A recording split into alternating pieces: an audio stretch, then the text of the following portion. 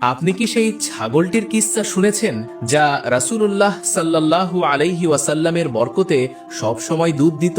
ঘটনাটি সেই যুগের মক্কা থেকে প্রায় ১৩০ কিলোমিটার দূরে এক নির্জন এলাকা। সেখানে ছিল উম্মে মাবাদ ও তার স্বামী আবু মাবাদের একটি ছোট ঘর। উম্মে মাবাদ অতিথি পরায়ণতায় খুবই প্রসিদ্ধ ছিলেন। যেই মুসাফির আসত তার কাছে যা থাকতো, খাবার, পানি, দুধ সবই তিনি পেশ করতেন। কিন্তু সে সময় ভীষণ দুর্ভিক্ষ চলছিল। ঘর একেবারেই খালি। এক তপ্ত দুপুরে দূর থেকে একটি কাফেলা যাচ্ছিল। তাদের মধ্যে একজন ছিলেন উজ্জ্বল চেহারার মানুষ। তিনি জিজ্ঞেস করলেন, খাওয়া পান করার মতো কিছু আছে কি? আমরা মূল্য পরিশোধ করব। উম্মে মাবাদ আফসোস করে বললেন, আমার কাছে কিছু থাকলে আমি কোনো মূল্য নিতাম না, বিনা মূল্যে দিতাম, কিন্তু ঘরে কিছুই নেই। ঠিক তখন সেই মুবারক সত্তার দৃষ্টি পড়ল একটি দুর্বল ছাগলের দিকে। তিনি জিজ্ঞেস করলেন, এটি কি দুধ দেয়? উম্মে মাবাদ হেসে বললেন, এটি তো অনেক মাস ধরেই শুকনো, দুধের কোনো আশা নেই। তিনি মুচকি হেসে বললেন, আপনার অনুমতি হলে আমি চেষ্টা করতে চাই। উম্মে মাবাদ মাথা নাড়লেন। তখন তিনি তার মুবারক হাত ছাগলের উপর বুলিয়ে দিলেন এবং দোয়া করলেন, হে আল্লাহ, এই ঘরে বরকত দান করুন। সঙ্গে সঙ্গে ছাগলের থন দুধে ভরে গেল। প্রথমে উম্মে মাবাদ দুধ পান করলেন, এরপর মুসাফিররা পান করলেন, তারপর সেই ব্যক্তি কাফেলা সহ রওনা হয়ে গেলেন। কিন্তু উম্মে মাবাদের হৃদয়ে তিনি এক অদ্ভুত আলো রেখে গেলেন। সন্ধ্যায় আবু মাবাদ বাড়ি ফিরলেন। দুধে ভরা পাত্র দেখে তিনি বিস্মিত হয়ে গেলেন। উম্মে মাবাদ পুরো ঘটনা বর্ণনা করলেন এবং সেই ব্যক্তির চেহারা, চরিত্রের বর্ণনা দিলেন। আবু মাবাদ কাঁপা কণ্ঠে বললেন, আল্লাহর কসম, ইনি তো সেই মুহাম্মদ সাল্লাল্লাহু আলাইহি ওয়াসাল্লাম